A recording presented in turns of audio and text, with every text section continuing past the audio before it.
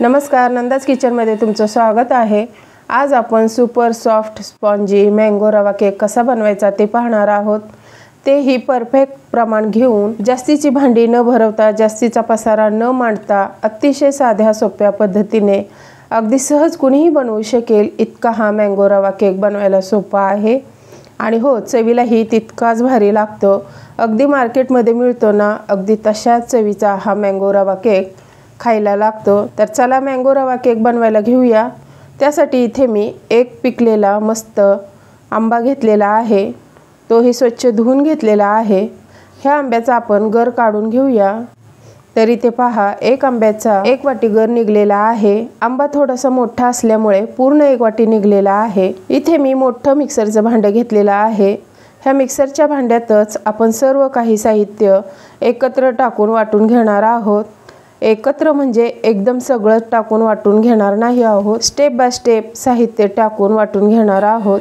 त्यासाठी इथे 1.5 कप बारीक रवा घेतलेला आहे। मोठा रवा असेल तरीही चालतो, कारण आपण मिक्सरलाच वाटून घेणार आहोत। एकदम फाईन पावडर करून घ्यायची। तर पहा, इतकी बारीक पावडर रव्याची तयार झालेली आहे। आता ह्यामध्ये अर्धा कप साखर टाकून हेही मिक्सरला फिरून घ्यायचे। तर पहा, लगेच अशी मस्त पावडर तयार होते। वेगळं वेगळं वाटून घ्यायची काहीच गरज लागत नाही। मगाशी म्हटल्याप्रमाणे स्टेप बाय स्टेप साहित्य टाकून वाटून घेणार आहोत। पाव कप मिल्क पावडर ही टाकणार आहोत। मिल्क पावडर टाकणे ऑप्शनल आहे, पण ह्यामुळे केकची चव मात्र दुपटीने वाढते। तर पहा, काय छान अगदी मैद्यासारखं पीठ तयार झालेलं आहे। अतिशय पांढरं शुभ्र आणि बारीक पावडर ही तितकीच झालेली आहे। आता ह्याच भांड्यात 1 कप मँगो प्युरी ही टाकणार आहोत। जास्तीचा पसारा न करता, जास्तीची भांडीही न भरवता, एकाच भांड्यामध्ये हे मी सर्व स्टेप बाय स्टेप वाटून घेतलेला आहे। 1 कप मँगो प्युरी आणि 1च कप दूधही घेतलेला आहे। दूध मी आता ह्या स्टेजला अर्धा कप टाकून वाटून घेणार आहे, कारण सगळं दूध जर टाकलं तर ते वाटताना मिक्सरच्या भांड्यातून बाहेर सांडेल आणि नंतर राहिलेलं अर्ध दूधही टाकून वाटून घेतलेलं आहे। त्यामुळे जास्तीचं दूध किंवा मँगो प्युरी टाकायची काहीच गरज पडत नाही।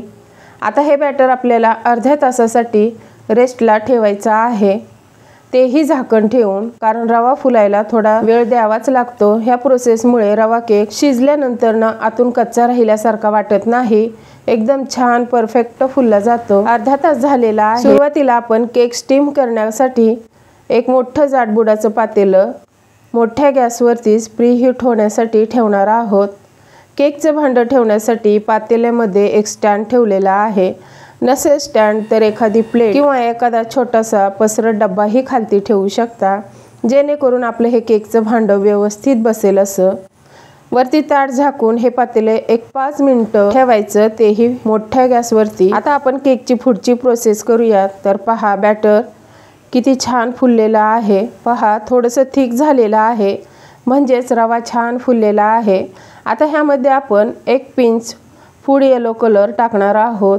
फूड कलर टाकणे ऑप्शनल आहे, पण मँगो रवा केक असल्यामुळे थोडंसं मँगोसारखा येलो कलर दिसावा म्हणून टाकलेला आहे। केक खाताना घशात अडकू नये किंवा घशात दाटल्यासारखा होऊ नये, एकदम सॉफ्ट लागावा म्हणून पाव कप बटर टाकलेला आहे। थोडंसं वितळून घेतलंय। जर तुम्हाला जास्तीचं बटर टाकायचं नसेल तर पाव कपच्या निम्म सुद्धा टाकू शकता, म्हणजेच तेलाच्या कॅटलीतील जो चमचा असतो तो 3 चमचे भरूनही टाकू शकता, तरी सुद्धा केक आपला एकदम परफेक्टच होणार। आता हे छान बॅटरमध्ये मिक्स करून झालं की ह्यामध्ये मँगो इसेन्स पाव चमचा टाकलेला आहे। मी अंदाजे टाकलेला आहे, मँगो केक आहे तर याचा फ्लेवर जास्त प्रमाणात यावा किंवा खाताना लागावा म्हणून टाकायचे। मुलांच्या आवडीचा केक बनवतोय म्हटल्यावर टुटी फ्रुटी तर टाकलीच पाहिजे। केक कितीही छान बनवा, पण डेकोरेशन जर असेल आणि तेही असं कलरफुल, तर ते बघूनच मुलं अगदी आवडीने मागून खातात। केक छान आतून परफेक्ट जाळीदार होण्यासाठी इथे मी 1 चमचा सपाट भरून बेकिंग पावडर टाकलेली आहे आणि पाव चमचा सपाट भरून खायचा सोडा टाकलेला आहे। आता हे छान मिक्स करून घ्यायचे। हवं तर वरून 1 चमचा दूध टाकून मिक्स करून घेऊ शकता, पण इथे मी वरून दूध टाकलेलं नाही, कारण बॅटर पातळ होईल असं वाटलं म्हणून मी टाकलेलं नाही। आता इथे मी तुम्हाला एक दाखवायचं राहूनच गेलं, हे बॅटर मिक्स करण्याच्या अगोदर ज्या भांड्यामध्ये आपण केक बनवणार आहोत त्या भांड्यामध्ये बटर पेपर लावून वरून थोडंसं बटर किंवा ऑइल लावून ठेवायचं आणि नंतर हे केकचं बॅटर तयार करायचंय। कारण असं करून तयार ठेवलं की हे केकचं बॅटर लगेच ह्यामध्ये ट्रान्सफर करता येतं। बॅटर टाकल्यानंतर थोडंसं टॅप टॅप करून घ्यायचं आणि वरून बदामाचे काप टाकून घ्यायचे, थोडीशी टुटी फ्रुटी टाकून घ्यायची। हे केक टिनचं भांडं अलगद पक्कडच्या साह्याने पातेल्यामध्ये ठेवायचंय आणि वरती ताट झाकून 35 ते 40 मिनिटं बेक होण्यास ठेवायचंय। आणि हो, सुरुवातीला केकचं भांडं ठेवल्यावर 5 मिनिटं मीडियम गॅसवरती ठेवायचंय आणि 5 मिनिटांनी लो टू मीडियम करून 35 मिनिटं झाकून ठेवायचे बेक होण्यासाठी। आधीमध्ये ताट अजिबात उघडून बघायचं नाही, कारण आपण ताट उघडून केक बेक झाला की नाही बघायला जातो, पण त्याची जमा झालेली वाफ मग बाहेर जाते, परत तेवढी हीट जमा होण्यास टाइम जातो, त्यामुळे मग केक ही आपल्याला हवा तसा परफेक्ट बेक होत नाही। 35 मिनिटे झालेली आहेत, ताट काढून बघूया तर पहा केक छान एकदम परफेक्ट झालेला आहे। किती फुलून वर आलेला आहे पाहू शकता। आतून शिजला की नाही तेही चेक करूयात तर पहा चाकू एकदम क्लीन निघालेला आहे, ह्याचाच अर्थ केक छान शिजलाय। गॅस मी बंद केलेला आहे। केकचं भांडं बाहेर काढून थंड होण्यास ठेवूया तर पहा केक थंड झालेला आहे। एवढाही पूर्णपणे थंड झालेला नाही, पण मी लगेच काढणार आहे। तरीही केकच्या कडा बघू शकता आपोआप सुटलेल्या आहेत। केकला आपण ताटात काढून घेऊया। ताटातही बघू शकता अगदी सहज हा केक निघालेला आहे।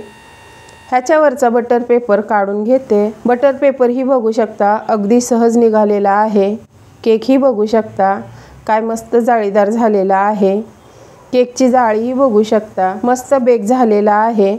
एक पीस कट करून ही दाखवते। कधीही लक्षात ठेवा केक एकदम परफेक्ट जर शिजला असेल तर केक कापताना असा स्पॉन्जी होतो, ह्यावरूनच समजायचं की केक एकदम परफेक्ट शिजलेला आहे। परफेक्ट प्रमाण घेऊन अतिशय साध्या सोप्या पद्धतीने अगदी सहज कुणीही बनवू शकेल इतका हा भारी मँगो रवा केक बनतो। चवीलाही तितकाच भन्नाट लागतो। तर आजचा हा व्हिडिओ कसा वाटला कमेंट करून नक्की सांगा। आणि हो, जर माझे व्हिडिओ तुम्हाला असेच आवडत असतील तर लाईक करा, शेअर करा, कमेंट करा। चॅनलला अजून सबस्क्राईब केलं नसेल तर करून घ्या। भेटूया अशाच नवनवीन व्हिडिओमध्ये, तोपर्यंत धन्यवाद।